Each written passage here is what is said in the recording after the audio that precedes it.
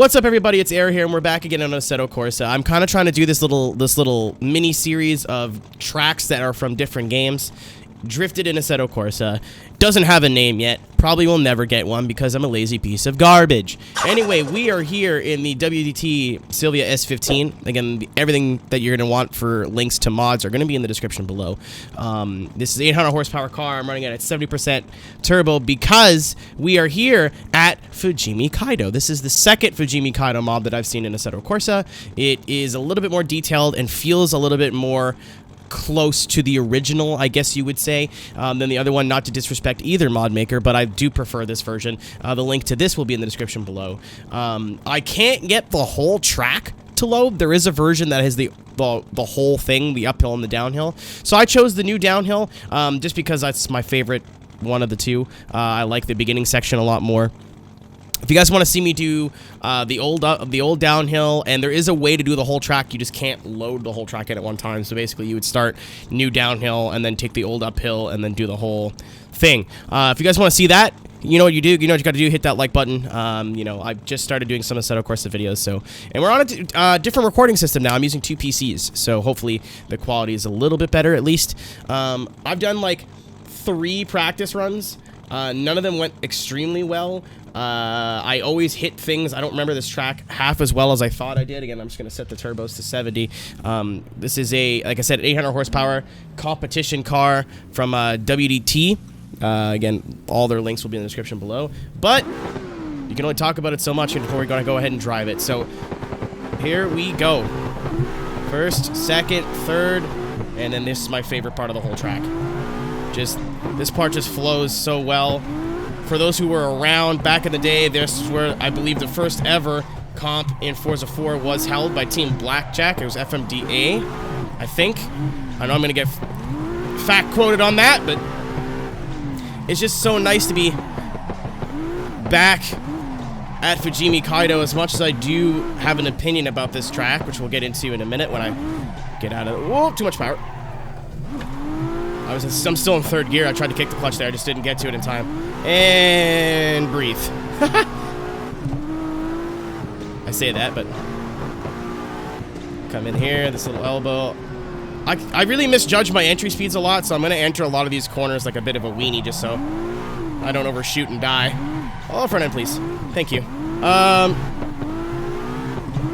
But a lot of people are saying Kaido's got to come back to Forza. Forza's not the same without Kaido, blah, blah, blah. I've been in the camp where I love this track. I think this track is very fun. Obviously, whoa, we're living. I think this track would be, you know, super fun, but I don't think it has a place in modern Forza. There's just only so little you can do on this track where it's not really good for everything. It's good for lower power cars and obviously drifting like what we're doing now, but, you know, taking a F1 car or an X-Class car around here isn't necessarily not fun. It's just not ideal. Oh, didn't hit the brake at the time. Didn't transfer the weight. And then this beautiful waterfall section. Kind of using a mix of... Oh, that's the fence. Oh, see what I mean? My only problem is I go in corners too fast. I just misjudge my speed. I haven't driven this track since Forza 4. Other than, you know, the minor practice I've been getting. I've tried it in street cars, but a lot of these sections are the corners are just a little bit too far apart. And I like the idea of driving something that I would have driven in Forza, which this car is 800 horsepower, so if you 70% of that, it's pretty similar to what most people I think were using in Forza 4 in terms of power. On the most part, there are those guys that are like 400 horsepower and above is for noobs, but you know. Whatever. Whoa. I went for a flick I didn't want to go for. Oh, 3rd. Keep it off the wall. Good. It's going to take so much more. It's like a Nürburgring of drift tracks, man. And this is only the downhill. Imagine the full thing. I tried the old section. I literally don't know where I'm going. It's been so long. But like I was saying, Kaido, I don't think has a place in modern Forza, but here in Assetto Corsa, where you can have basically any drift car you want and any spec that you want with the beauty of modding and a superior handling model. Here comes the hairpins. I think this is where this track belongs. You get on this track with a couple of friends, 4 or 5 friends even. And it just makes sense, you know what I mean? Like I said, I love Kaido, I love this track, I'm glad it existed. I'd love for it to come back into Forza, but I don't think that out of all their original circuits, this is one that they have to focus on. We have stuff like Sunset, Sedona, and so on and so forth. All of the test tracks as well that are just missing and lost in time. Kaido is wonderful, but it's only so useful, you know what I mean? But here in Assetto,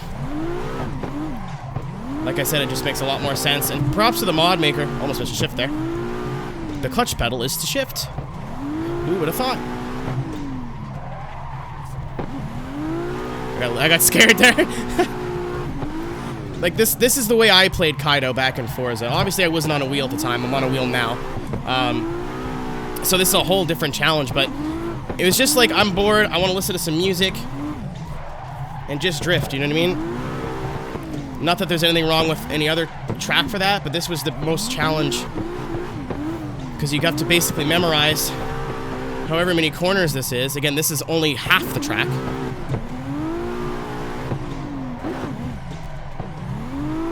It's just such a unique challenge. Already coming down towards the end here. Oh, I did miss the gear right at the end. So this part I've been screwing up. Let's see if I can carry the speed.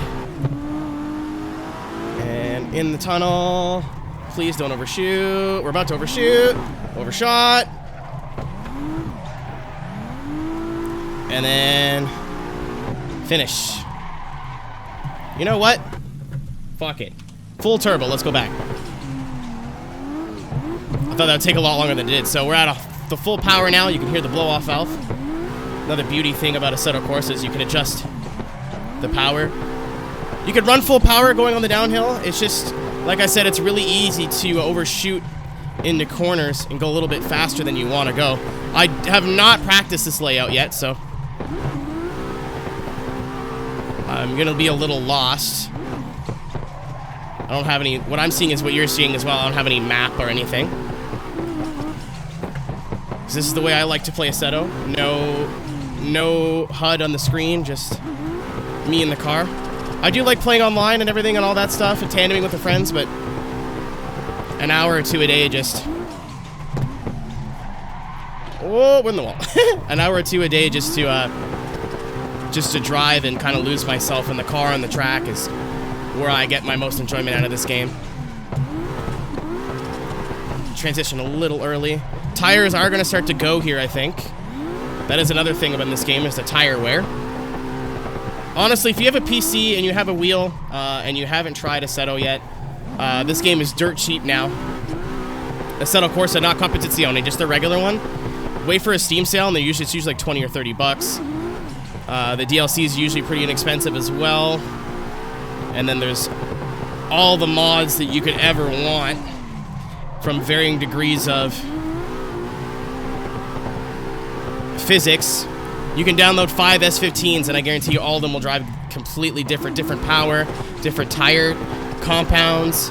Some cars in some packs are set up very, very, very easy and unrealistic to drive, just so they're fun to drive with your friends.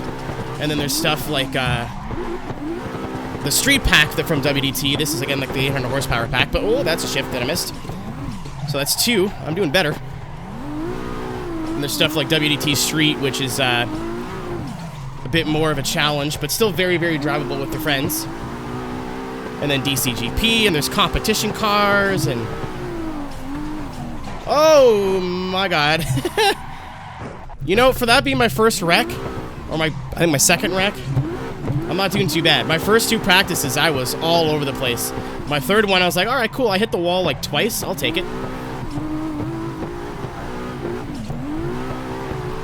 I want to do this video in VR as well. I do have a VR headset, but I was like, you know what? I'll just put this out, kind of gauge the interest. And I think if you guys like this video gets a bunch of likes and a bunch of views. Well, mostly likes. I don't really care about views anymore, but I'll probably put the VR headset on and try and do the whole track, but I didn't want to try to learn the track in VR, which is something I'm still kind of new to. I don't use VR as much because it's not fun to stream with. And normally if I am playing this game, I am streaming. Again, you've probably already seen, but twitch.tv/MrAeroHD. 5 days a week, baby! Speaking of streaming, if this video comes out on Monday, you guys are going to get some cool videos coming out in the future. Hopefully this week. This car feels so nice on the uphill because you can make use... Oh, I'm totally lost. You can make use of all the power it has. On the downhill, it's a little too much because when you get the grip, your speed just shoots up. It is kind of a competition car, which is made to do. But then you head in these corners and you're just all over the handbrake like, oh my god, kill me. But going uphill with the tires a little bit worn, so the wheels spin a little bit more. I might show you guys the replay cam of the downhill at the end of this video, just so you can see the amount of smoke that comes out of this once the tires get hot. I am not a god. I'm still in the learning phase of Assetto. Still kind of suck, just trying to get better. But I was like, you know what? I feel like the homies would like this video, so screw it. I'll embarrass myself a little bit. And then this is where we're getting near the summit. Here comes that big high-speed corner, that big high-speed left. But we're going to be going right. Let's kill some speed with the chassis. And then forget to clutch kick, because I'm a good drifter. Best driver in the world. Then we'll come in here with a ton of speed, but not too much. I'm in fourth, just kind of pedaling it. I don't remember where the corner is. There it is. So maybe here? Alright, that worked. I'll take it. Back down to third, because I know this section is not a lot of gradient, and it's pretty technical. Trying to stay away from the handbrake. Foot brake and fancy and power control, or throttle control up here is just kind of the key. Use a little bit of foot brake if you enter a little bit early. Use that to get the front end around.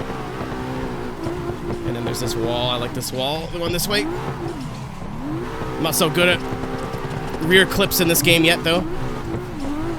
As a Forza noob, cockpit cam is new to me. And that's it. I am sweaty.